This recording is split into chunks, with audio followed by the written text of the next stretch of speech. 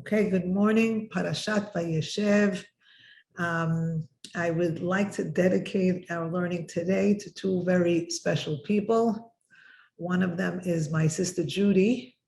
Her name is Yehudit, and you'll see why especially a lot of the class was inspired by her.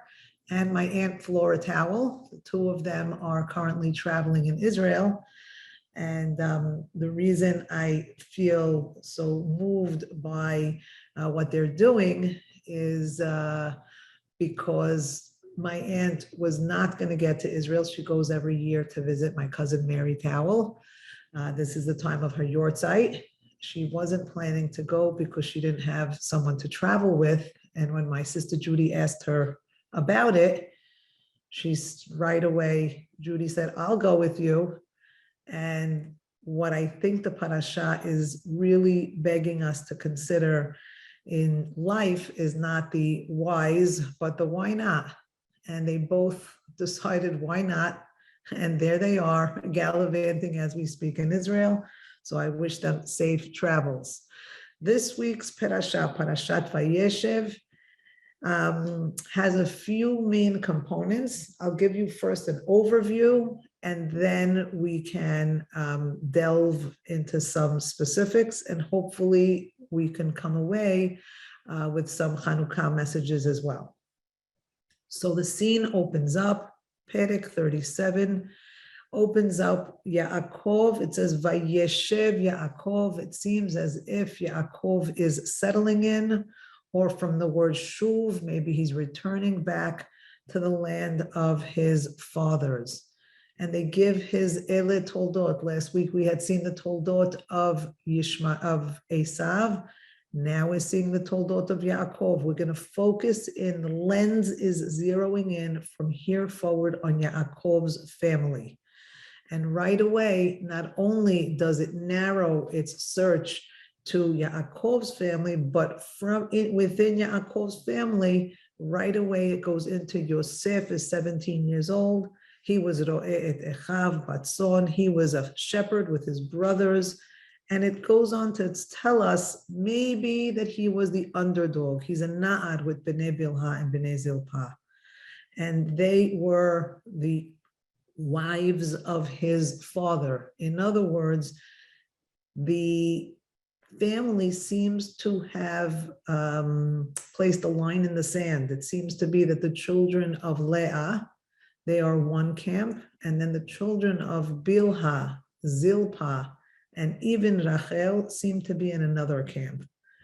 And these words are very harsh to read. Verse 3 says that Yosef used to bring dibatam ra'ah. He used to bring tidings or evil reports, and the commentaries say maybe he even used to bring manufactured events. He used to maybe stretch the truth. I want to be careful how I pose it, but the commentaries, many of them say that this episode, this idea that he brought tidings about his brothers to the father, and that they may not have been all true, sometimes it's equated with what happens to him in Paro's house, where the wife of Potiphar gives a report about Yosef that's not exactly true also. A lot of what's going to happen to Yosef is going to be a reaction to the beginning of this parasha.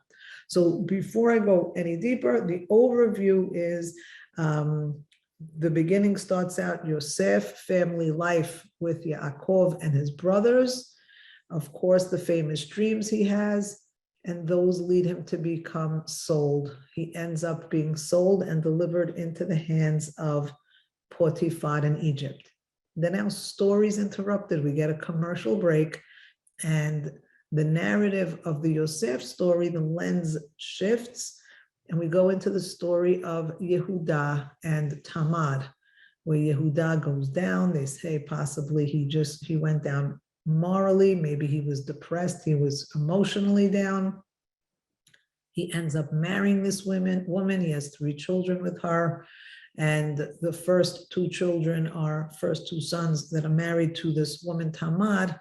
Both of them are evil in the eyes of God, and he kills them. The problem is that Tamar gets a bad rap. She looks like the Black Widow. She looks like she's bad news, and Yehuda tells her to go home, be a widow, sit in her father's house, and wait till his third son, Shelah, is old enough. Of course, he has no intent of giving her Shelah. He thinks that she's the reason that they died. And hopefully we'll touch a little bit more on her story as we move forward today. But in the end, Tamar realizes that her father-in-law is in town. She puts on a tza'if. Some people might say that that is either, there's two camps. One says that she was covering herself up so that her identity could not be seen. She was even maybe posing as a prostitute because she was on the derech. And then the other camp says, yeah, but she was in a place called Petach Einayim, which means open your eyes. And the tza'if could have been a bridal garment, like Rivka put on a tza'if after she fell off the camel because she knew she was marrying Yitzchak. So either she was coming prepared to fool or to disguise herself from Yaakov, or perhaps she was preparing for her own wedding because they did say they were bringing Shelah and she knew he was of age. Long story short, one of the reasons we're going to highlight her story is because she's a woman that's going to make it happen. She's a woman who's going to take her destiny in her own hands and not allow herself to just be subject to her fate.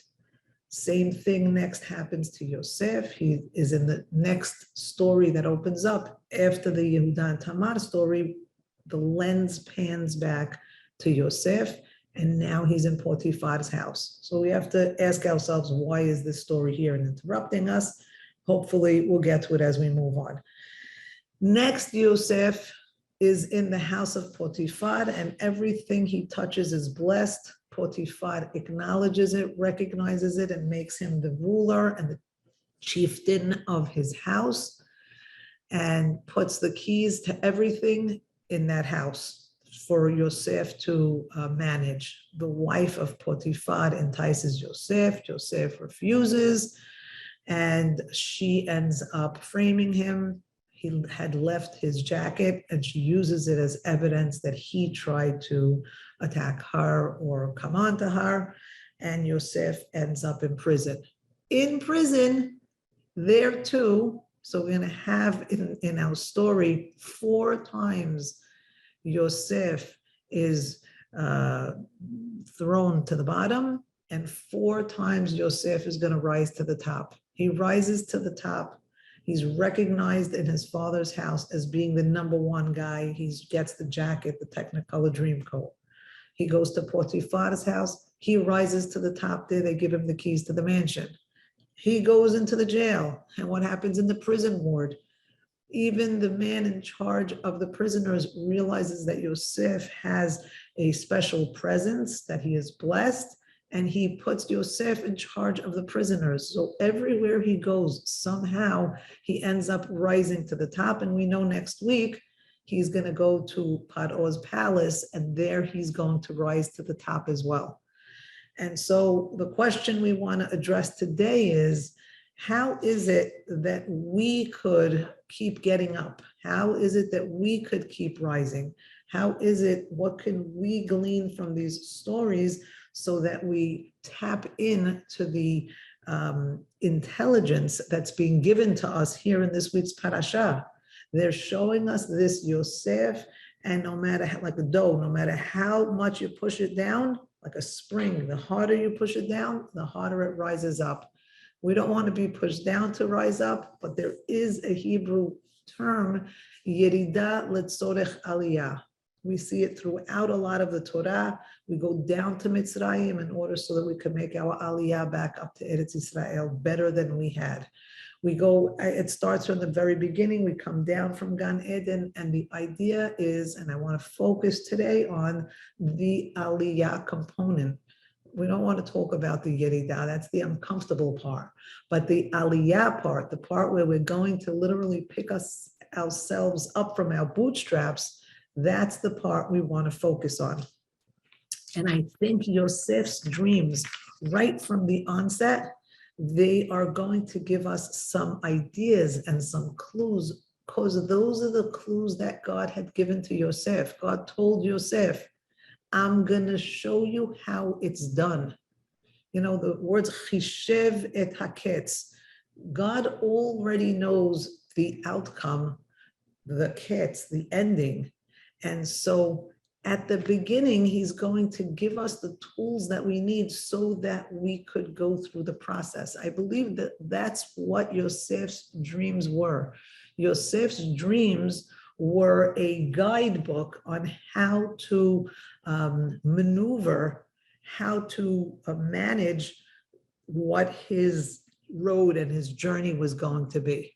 So we already know his father gave him a ketonet pasim, this coat of many colors, which in most cultures, it's a transference of the, you've heard the term, the mantle of leadership. The mantle, the coat, is a symbol that you're going to be the leader. And I don't think they were jealous about the garment itself and the fashion statement that it made. What they were jealous of is that Yosef, from the other camp, from the other 6 sons, from the non-Leah children, that he should rule. And we had seen this even last week. Vivien was not happy about the fact that any attentions should be given to the Rachel camp, to the Shefachot.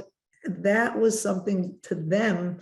They were one group and they believed maybe that the other brothers were second-class citizens. And now to see Yosef wearing the coat, which represented leadership, was a little bit of a tough pill to swallow.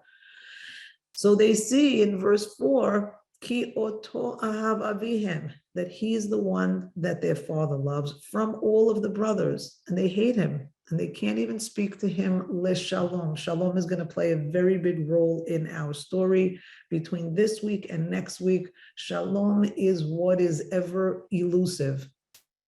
Shalom, peace, shelemut. We saw with Yaakov, he was trying to achieve this wholeness. He was trying to become one undivided persona. He had all of these machanaim, all of these split camps, and shalom was one of the things that he always was searching for. And we're going to see now this word shalom. We are going to hope and pray that by next week we achieve some level of it. I'd like to say it's something that we are striving towards till today. This idea of shelemut, of having the 12 sons, having the entire nation of Israel be united under one flag, is not as easily done as it is going to be described. And here they say, lo yachlo. They could not, it was not possible, lo yachol, yecholet, vayechulu. They couldn't become complete. There is no completion if there is no shalom, if there is no shelemut. And we'll talk about that hopefully as we go through this week's parasha. Vayachalom Yosef Chalom. So Yosef dreams a dream. We should know that in the month of Kislev, a lot of parshiyot with dreams take place. Yosef has his 2 dreams. The prisoners in the jail, the butler and the baker, have their dreams. Paro next week is going to have 2 dreams. There are 7 dreamers in total and 10 dreams altogether, and 6 of them are going to take place between this week and next week. So we need to start to focus on what the relevance is and why God's sending the messages to these men through dreams. In this case, Yosef, Vayachalom Yosef Chalom, and we should say, well, what else would you dream other than a dream? It could have just said Vayachalom Yosef. So it opens itself to a debate. What is a chalom? Is a chalom, as Freud would say, daydreams, things that we think about in the daytime manifesting themselves in our mind at night when we are in a sleepful position, or are dreams prophecy? I think that's going to be the question on the table when he tells his dreams to his brothers. But Yosef is the one, we don't, sometimes the text tells us the dream, like with Paro, it tells us the dream, and then we hear the same dream repeated by Paro himself. And we can see there are discrepancies between what he saw in his dream, what the dream was, reality of the dream, and his perception of that reality. Here, we are not privy to the actual dream. We're only told, we only have, the only prism we have for seeing the dream is through Yosef's account. So he says, Shim'una, as if he's saying, before I say that, he has a dream, he tells it to his brothers, Vayosifu odseno oto, and they continue to hate him. They didn't even tell us what the dream was. He just told his brothers. Maybe the sheer fact that he said, I had a dream, without even hearing the dream, that was already something that brought them to the point of sin'ah, of hatred. But he goes on. So right there, a lot of commentaries will say, why are you sharing this dream with people who hate you, especially when we hear the content of the dream?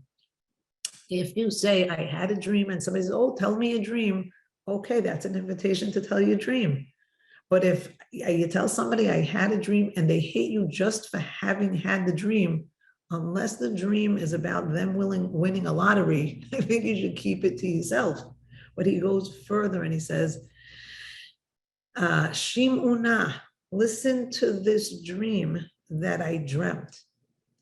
Hine, and this word vehine is going to be peppered in every other sentence. The word hine, we always said, describes divine intervention. There's a divinity infused what he's saying for us, for the layman is, in case you think this is just one of my wishful thinking daydreams, like Freud might say, I want to say vehine. I'm going to be very clear. What I dreamt was prophecy. So now Yosef is telling to his brothers who already hate him, and he's proposing or presenting the dream as prophecy. And he says, Vehine anachnu me'almim alumim, and here we are bundling sheaves betoch hasadeh. You and me reading this don't have to be rocket scientists. We know what he's saying. When he uses the words me'almim, alumim, which sound very much like uleom, mileom, it sounds like the prophecy that Rivka had gotten. And maybe what he's saying is, in Rivka's prophecy, le'om mileom ye'ematz, maybe over there it meant that, one of your sons is going to be stronger than the other son. Or maybe he should have understood that it meant that one of your sons will be strengthened from your other son. So either way, he's invoking the fact that the way that Rivka had gotten prophecy from God about what was going to be the outcome of her children, Yosef, wearing his fancy coat, is saying, now God has come to me as well, and he is delivering the next phase, the next stage of the prophecy through me. And he adds to it, he doubles down and he says, we weren't just me'almim alubim, we weren't just tying together bundles of sheaves, we were betoch hasadeh. Of course it was prophecy, because the sadeh is the place of divine encounter. And so there is where we were, and it would make sense for God to come. Vehine, again, that word, and behold, lo and behold, kama alumati, my stalk got up.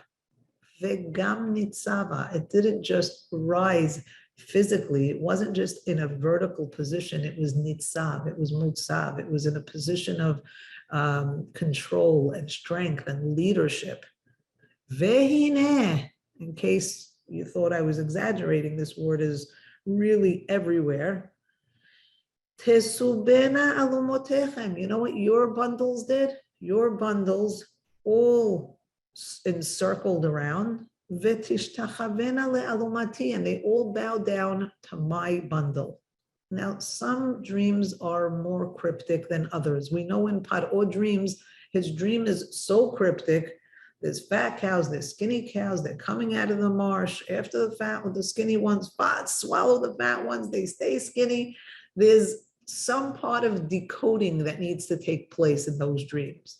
This dream is straightforward. Somebody tells you that all of your bundles were bowing down to my bundles. I mean, it's a pretty easy thing to figure out, but at least he said, le alumati, to my bundle. He's one tiny hair removed. He didn't say they all bow down to me, they bow down to my bundle.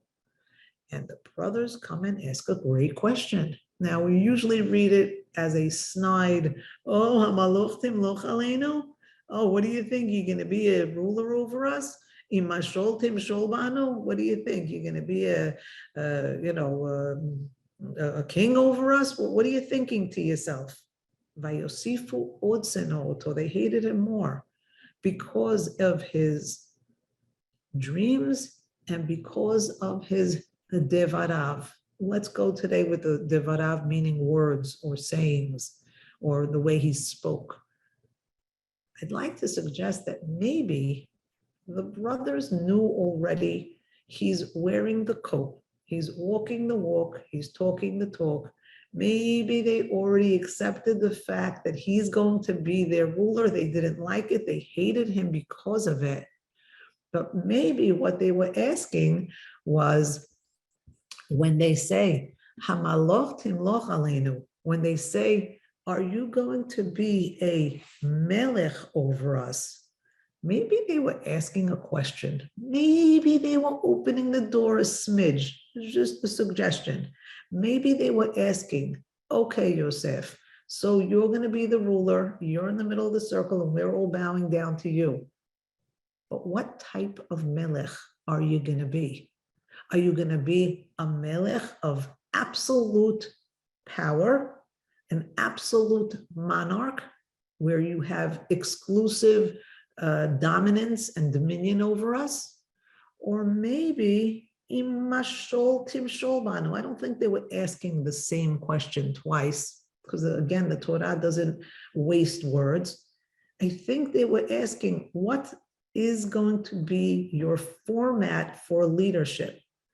Is there going to be any room in your monarchy to have other people and have room or space? Remember the idea that you said, me'almim alumim, le'om mile'om. Is there going to be room for us in your landscape of leadership? I say this because the word Moshel appears the first time. It's the Memshelet Hayom. It talks about the sun, and the sun is going to be the ruler of the day, and then the moon is going to be the Memshelet Halayla. The moon is going to be the ruler of the nighttime. And in this equation, yes, there is the governance of the day, which is going to be the Ma'or Hagadol, the big sun, Yosef. Do you see yourself like the sun who's going to rule during the day, but gives some of the power to the other celestials that are in its orbit, like giving the moon a chance to be the ruler at the nighttime? Are you going to be that kind of a Moshel? There are words in here that we need to listen to. And maybe the brothers were saying things like the idea of a Moshel, and maybe they were giving him an out. And by the way, he doesn't answer this question. If he does, it's not recorded, but it does say that they hate him for devarav. So maybe he did answer the question in a way they weren't happy. But it doesn't seem like Yosef is savvy enough at this point to understand what a division of power would do or would have done at this point with his brothers. And it reminds us of just for a minute, if you want to just play with that word, Moshel. You know, God tells this to Cain before he kills Hevel. So it's sort of a warning Before you proceed, God tells him, Im tetiv se'et. Do you want to be tov? Do you want to, the word tov means to recognize your potential. Okay, so you dreamt you're going to be a king. You want to recognize your potential? Im tetiv. If you recognize your potential, se'et, you will be foremost. You will rise to the top. You will be the king, right? Reuven, Bechori ata kochi bereshitoni yeter se'et. Reuven, you were supposed to be the ruler. You were supposed to be in the number one slot. So here, when we hear this word Moshe, we think, you know what? God told Cain, Im tetiv se'et, if you're going to recognize your potential, you will be the ruler. But if you don't recognize it, Im lo tetiv, or if you don't go about it in a tov way, and we see it so chillingly in the story, lepetach chatat rovetz, there's an opening. And Yosef ends up in that pit and ends up in that opening because he isn't able at the onset to recognize what it is that's going to make for a great leader. I'm going to talk about that in a second, but I brought you here because I wanted you to know that at the end of that Cain pep talk that God gives him, he says, if you're not going to be tov, you're going to end up in a pit. But the last three words are words we have to live by. And I think that's the whole story of this parasha, which is Ve'ata timshol bo, and you will be the one who will control the outcome. You are in control. I think what Yosef missed in the dream, what he didn't recognize in his own map that God gave him, that's what the dream was, a guidebook, was that in this world, certain things may be determined. You are going to ultimately, the leadership and ruling is going to come through you, but you have to play an active role in bringing that about. Yosef is enjoying all of the glory of all the brothers bowing down to him without recognizing that he has to play an active role in order for that to happen. And I'll just read the next column for you quickly so we can move on. He dreams another dream in verse 9, and he tells that one to his brothers. You know, fool me twice. Why you already did the first one and you saw how that worked out. Vehine, and he goes on and he tells his dream because on some level he believes that his dream is prophecy and it has to be shared with everybody. But the commentaries are not so happy with Yosef because they say, if you're so sure that you were in the Sadeh and you were having a divine encounter, why is God's name nowhere in your dream? You know, later on, he's very careful to say, Halol Elohim Pitronim. Isn't God the one who has the dreams? Isn't God the one who has the solutions to the dreams? Siprun Ali. I'm just a vehicle of God. Yosef at this point may think it's prophecy, may think that God is delivering this message, but he doesn't bring God into the story. And he goes as far as to say he is the Shemesh and the Yareach. In my dream, there was a sun and a moon and 12 stars bowing down to me. And he tells the story to his brothers, and his father's not very happy. And he says, what's this dream that you dreamt? Havon avo, what do you think? We're all going to come? Me and your mother and your brothers to bow down to you? His brothers were jealous, and his father, Shamadet Hadavar, his father kept this in mind. He kept this concept in mind. So I want to talk for 2 minutes about maybe what some of the symbolism of the dream could have represented using language and ideas that we've already encountered. When we saw the Sulam in Yaakov's dream, and we said it was Mutzav Arza, God was putting the focus on the ground. And the angels were Olim Veyordim. They were first going up before coming down. We said that Yaakov had needed to cultivate this part of himself from the bottom up.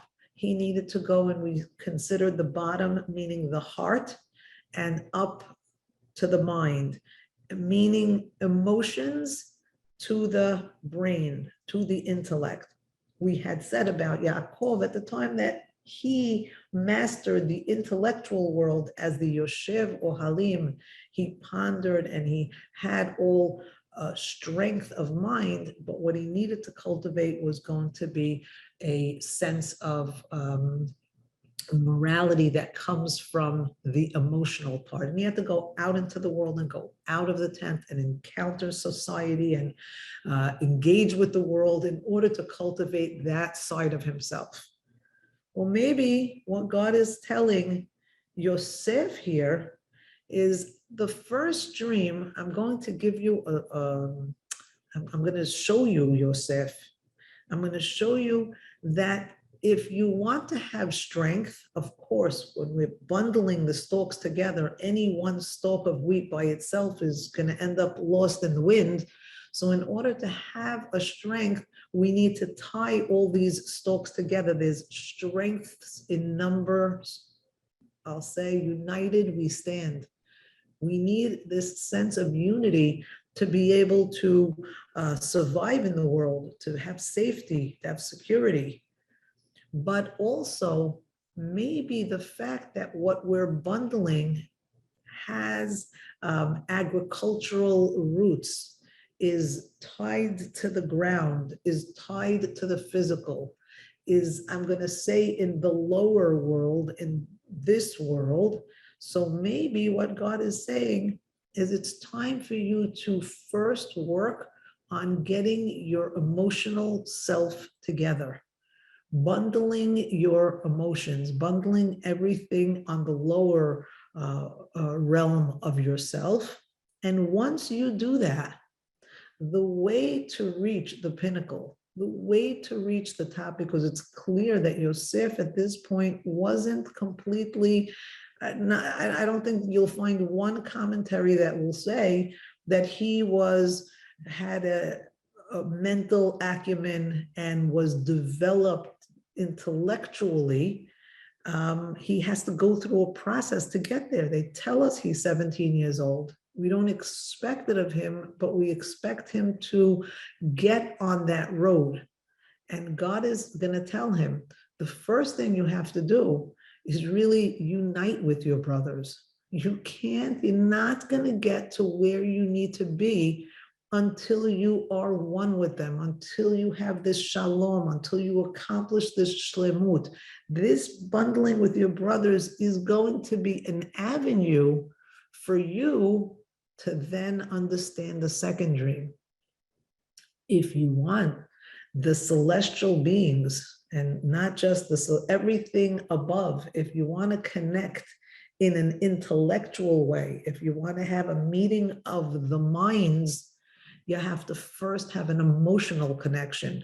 And then not only will you be able to, when there's a meeting of the minds, when there is an understanding, when there is a respect, a love, an appreciation, that's what meeting of the minds are. Because if really the minds in their greatest form were to meet with each other, what are the limitations? It's infinite what could be accomplished. And God is saying, even the universe will bow to you. And this is part of the story of Yosef. This entire parasha is going to talk about whether or not things are determined or whether we play a role in determining our future. And how are we going to just be pushed around? Yosef is going to be pushed around. The first bunch,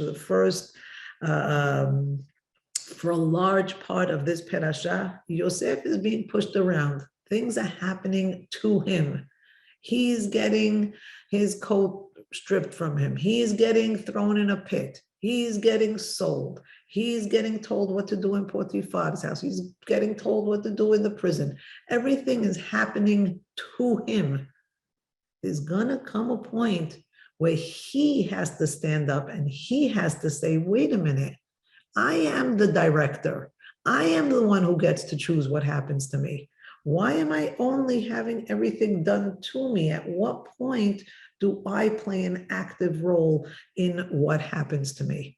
And that's why I think that the three key players in this week's parasha, and I'll describe each one to you. The first one is Yosef.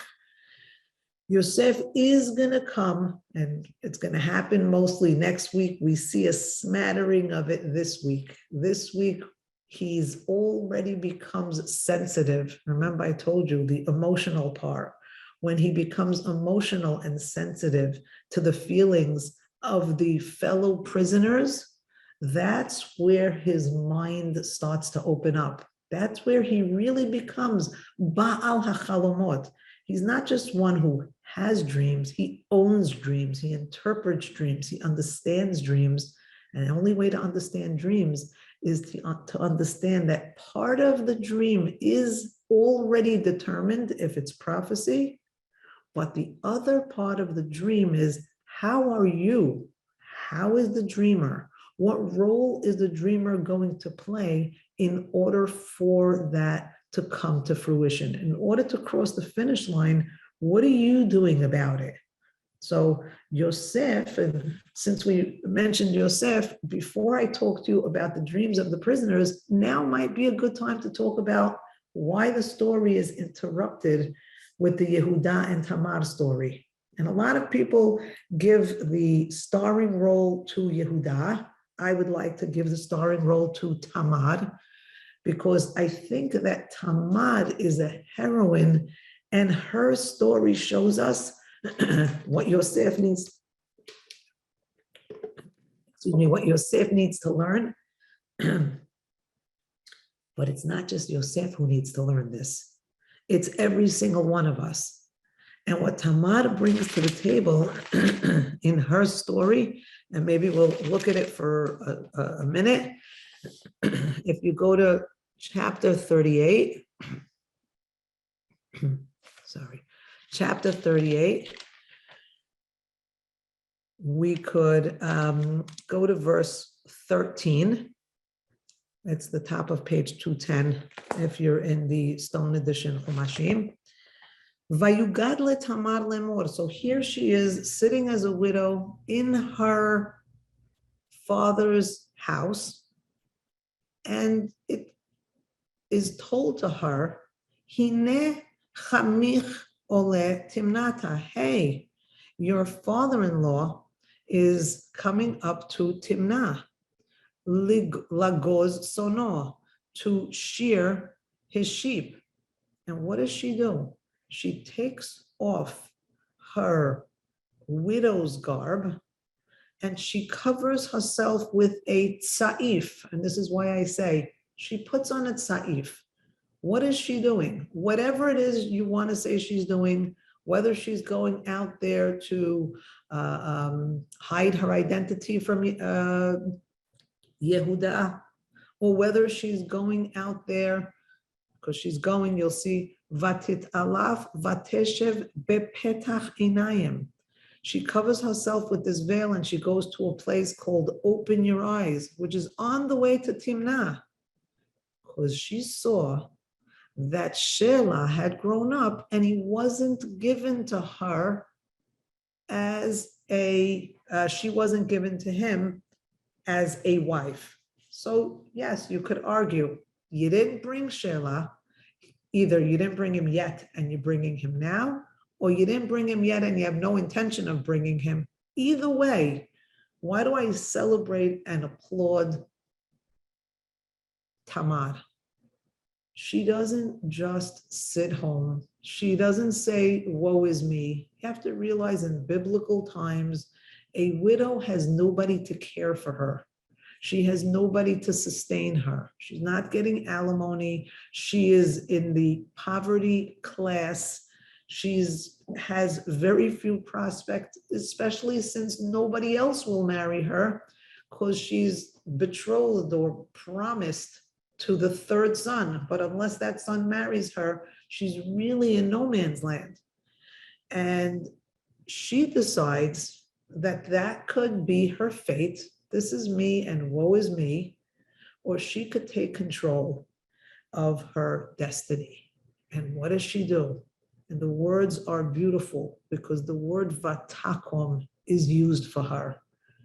There are 7 women who this word is used for. She's one of them.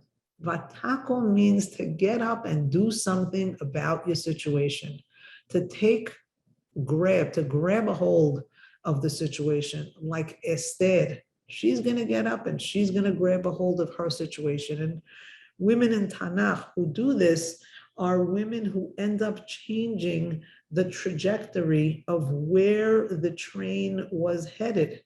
So she covers herself up, and Yehuda sees her. Vayira'eha Yehuda. But he doesn't see her. He doesn't see Tamar. They say people see what they want to see. He thinks that she is a zonah, a prostitute, because in those days, prostitutes would cover their face. They don't want anybody to see their identity. And so he turns from his path and he goes to her and he propositions her, and they have a whole exchange about what he's going to offer her in exchange for her services.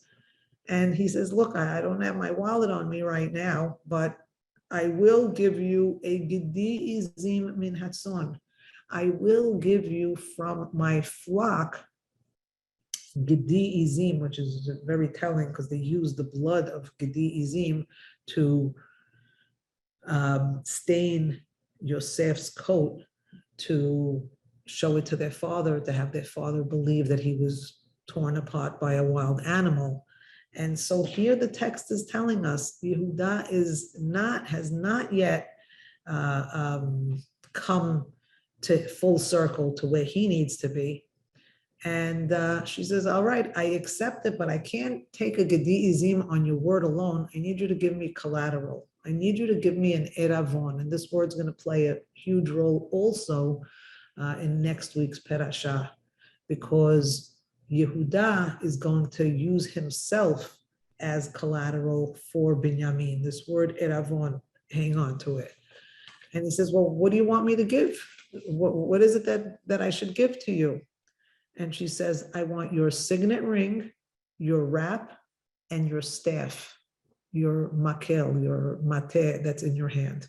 Now, these items would be useless to anybody but the owner. So he doesn't mind giving them to her because they don't have intrinsic value. They only have value to him. And he gives them. He gives away practically his identity. A signet ring, that's what you sign something with, you stamp it with your identity, and your wrap, your petilim, your clothing is what defines you as well, and your mateh, which is useless to anybody but to you. But what happens is the next day, vatakom vatelech, she gets up, so they are together.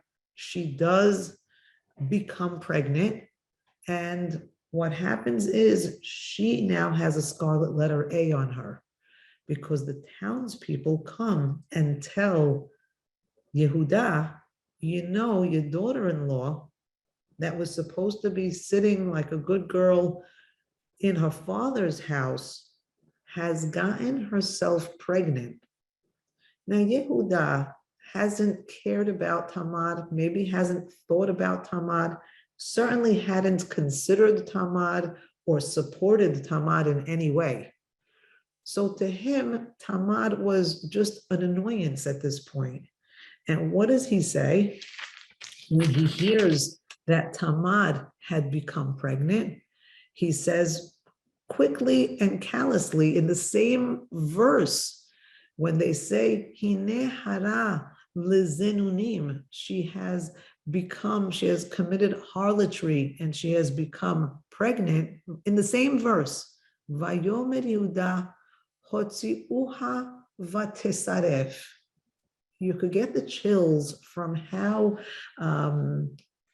quickly Yehuda is willing to dispose. It seems as if it's an opportunity for him. She's been nothing but a thorn in his side because he really can't do anything with her. He's not going to give Shelah to her. She's a problem. And so if we could get rid of her, she just she just signed her own death warrant. So burn her. And in the next verse, she's taken out to be burned. And what does she do? If they ever made a movie about this, this would be a suspense nail biter, because you could picture the scene. She's on the way to be killed, to be burnt. It's even worse. It's a much more painful death. And she sends, imagine, what if, you read Romeo and Juliet once too many, and what if what if he doesn't get this message? It was not so refined the way people sent letters and sent stuff. There was no tracking number on this. She sends those things that identify him, his signet ring, his shawl, and his mateh. And she sends them with a message, and the message has to be cryptic, because good for Tamad. Why should two people have to suffer? If he doesn't get this message for whatever reason, then the thoughtfulness on her part is just superhuman. And she says, Hakirna, do you recognize to who this ring, wrap, and staff belong to? That's all she says. He could have left it at the bar and forgotten it there, and somebody's sending him his things that he forgot. Nobody reading that letter would put two and two together that she is the one that he is the one who impregnated her. And when he sees them, Vayaked is the big word in Torah. He recognizes the Vayaked was used when Yaakov was given the coat. Hakerna, do you recognize? Is this ketonet bincha? Do you recognize the ketonet? Now she's using that word. And he does recognize, Vayaked Yehuda, he recognizes. Some people say that at this point he did kapara for that one act of asking his father, do you recognize? But anyway, he says these words, Sadeka mimeni, she is even more righteous than I, because I didn't give Shelah to her, my son. And she is saved from the death sentence, but he is no longer with her. He has nothing to do with her after this. And it happens to be when she gives birth, Vehine, lo and behold, divinely inspired, what happens? Te'omim bebitna. She has two children. And so many people say this is such a beautiful poetic justice, that she lost two husbands. If you lose one husband, then the second husband is supposed to come and impregnate you and bring back the name of your first husband. But she lost two husbands. And so God is now giving her two children. And there happens to be a beautiful, just for a minute to think about, the sotah, the woman who is accused of adultery. She drinks that mayim me'orerim. She drinks that special water that the Kohen prepares, that he puts in the name of God, and he blots it out in the water, and she drinks it because that's going to determine whether or not she is innocent or not. And they say that if she is innocent, then that water sounds like an immaculate conception. And they say that this never actually happened, that nobody ever really drank the mayim me'orerim. But regardless, one of the beautiful things that we see here, this beautiful sense of justice, is not only does she become pregnant from the one night that she spends with Yehuda, after we see what the imahot all go through to get pregnant, but that she has twins. And twins, I think, is God's way of telling the world, you better believe Tzadikah mimeni. You better believe that she is more righteous than you. She's so righteous that I'm going to bless Peri Bitna. I'm going to bless the fruit of her womb, so that instead of having one child, she's going to have two. And that's going to bring back the two husbands repay her for the suffering she went through with those two husbands and show the world that she was innocent from day one. And what's so beautiful about this story is the next part. So if we want to start, I'm highlighting here, I think Tamar is the star of this show. I think Tamar is the one that Yosef and we need to be tracking if we want to understand how Yosef is going to get from the bottom of the pit to the top of the throne. He needs to get from the bottom up. He needs to rise up again. And part of the rising up is where Tamar, she was in the dungeons, she was in the depths, she was in her own emotional pit. She was stuck. You could picture her wearing a black widow's top to bottom, head to toe, shapeless gown is the way I picture her. And she goes from that. Nobody dresses her in a wedding gown, in a white, beautiful veil. She dresses herself. She takes matters into her own hands. And even when that plan looks like it's going to backfire, again, she takes matters into her own hand. And she's so smart because she, to me, embodies Vayesheb et haketz. You know what she does? We spoke about this a little bit last week. She imagines the best case scenario. She imagines that she's going to sleep with Yehuda and get pregnant. She imagines, and I should say that if she doesn't have a child, this is the end of Yehuda's line. His wife died, his sons died, and nobody knows whatever happened to Shelah. But if she doesn't have these children, Yehuda himself is finished. His whole lineage is gone. And so Vayesheb et haketz, to imagine the end while she's still in the muck. That's the greatness of Tamar. She's imagining that I'm going to sleep with him. I'm going to get pregnant. I know what's going to happen. They're going to want to burn me. So let me have evidence to save not just myself, but my two unborn children that I'm going to have. Because if she doesn't get pregnant, then nobody ever knows this happens. And she doesn't need the evidence. She takes the evidence from Yehuda because she's Vayesheb, she's picturing her victory, her success in continuing his family line. It reminds me of Miriam, who is taking tambourines before she leaves Egypt, while she's still in the muck, while she's still in the pit, while they're still in the darkness. She's packing in her carry-on tambourines and drums because she's also imagining in her mind's eye the ending, which is going to be reason for celebration, reason for jubilation and song. And so Tamar, I celebrate her. And I had said, my sister Judy, her Hebrew name is Yehudit. The story of Hanukkah has this same idea, this Yehudit, the heroine who goes to the commander of the Greek army, and she takes matters into her own hands, like Yael. She feeds him cheese, she feeds him wine, she gets him to sleep, she takes a sword and, excuse my language, if there are children, cover their ears, it's pretty gory, but she cuts off his head, puts it in a shawl, and brings it to Matityahu, or brings it to the Jewish camp to say, now's our time to attack.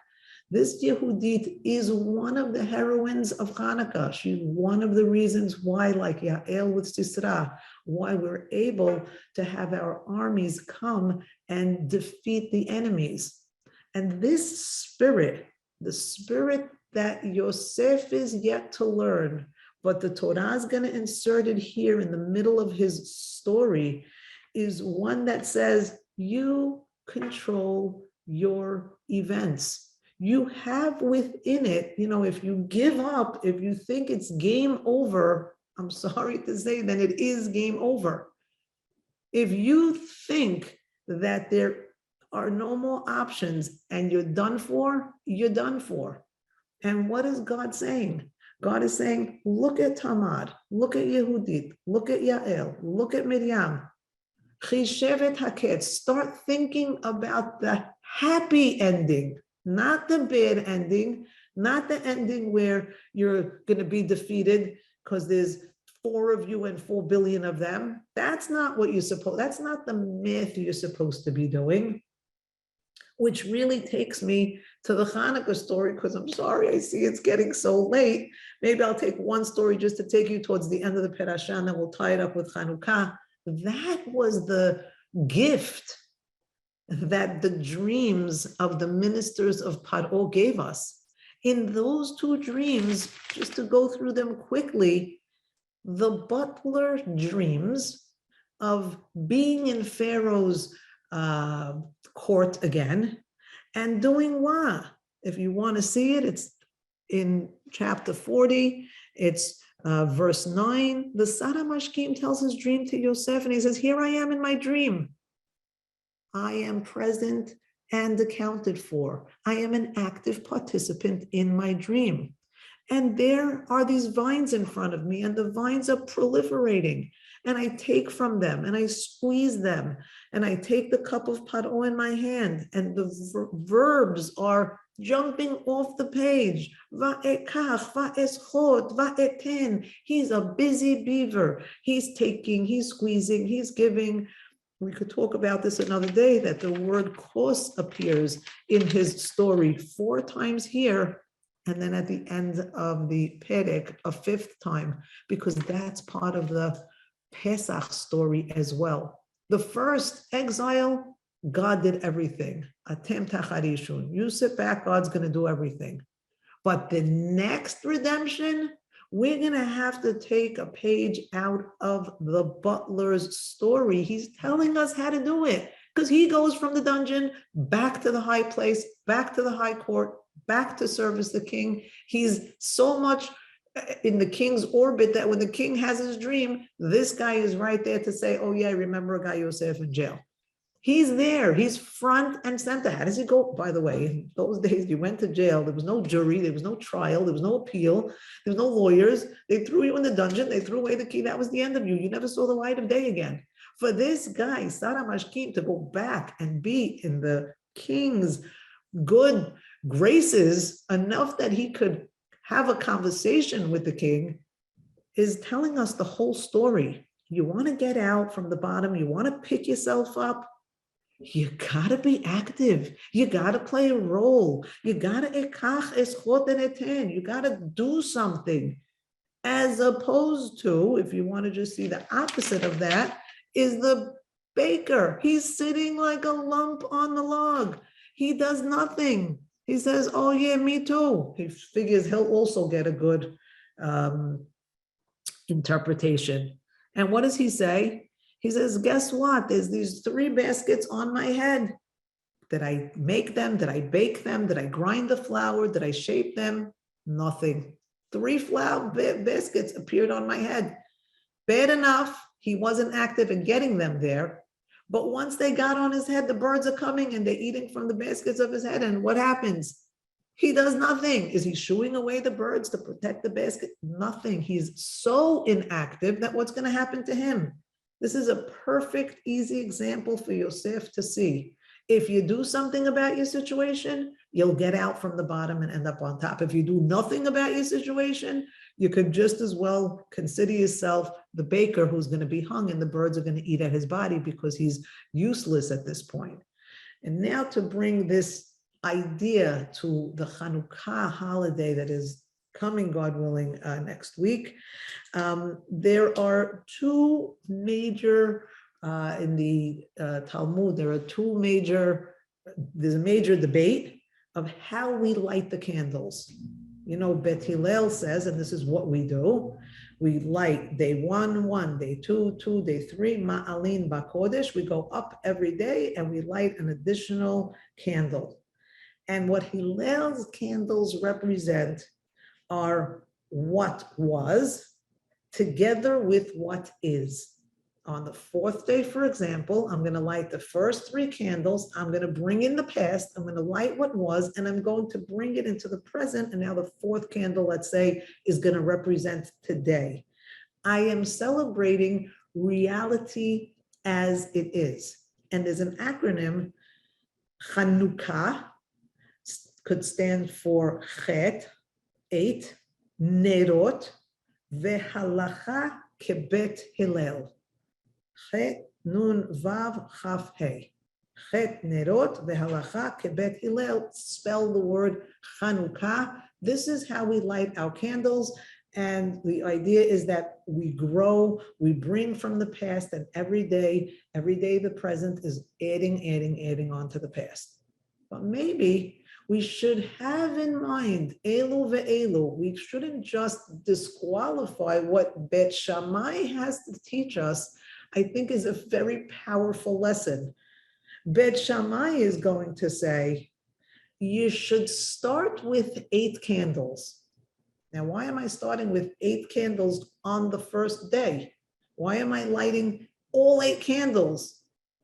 Because Bet Shammai's approach was, we need to live in a state of potential. We need to add tomorrow to today. If we want to achieve our best potential, yes, we could build on the strength that we have from the past, from the avot, from the history, from the miracles, from everything that God has done for us already, that got us here. That's what helps us stand in the present.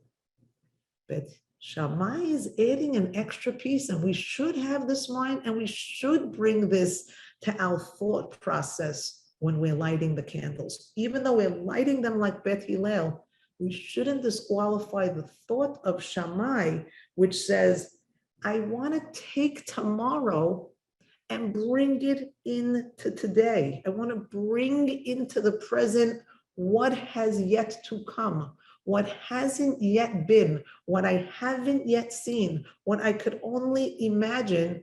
I want that potential. I want to bring it into today. I think that's what Tamar does. I think that's what the butler does. He's seeing tomorrow and acting upon it today.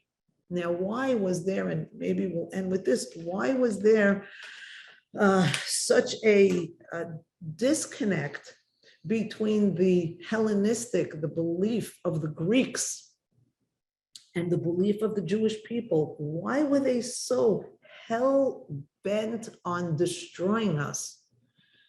We have to understand the mindset of the Greeks, and they were very, very intelligent, educated people in the maths, in the sciences. They were masters at engineering, the arts, the languages, the philosophy, medicine. What do you want to say? They mastered all of these intellectual realms. But in their hypotheses and algorithms and theories and proofs, there was no room for something as unquantifiable as the God factor. That throws everything out the window. If you're going to put God in an equation, and then their whole mathematical theory is going to go to the wayside. In their cultures, the scientists were like the priests, so they were the most important people. And what the Hellenists wanted to do was take God out of the equation. They really wanted to say that if you want to say that nature is controlled by something, it's controlled by the Greek gods.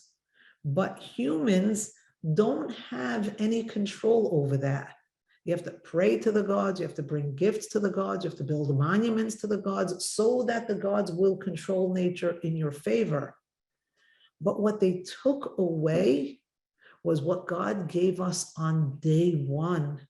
Vehitem kelohim, that we have godly powers. Not only do we have a God who controls the world, but that God imbued within us powers that make us agents of God. And that didn't fit anywhere in any of their laboratories. That didn't make any, that threw the whole equation out. And so here we are today. And what are we saying? Oh, what do you want to do with this, Hellenists? What do you want to do with the fact that this cruise of oil that in your laboratory you tested and you said it should last for, let's say, 24 hours, it lasted for 8 times that amount. How are you going to account for that?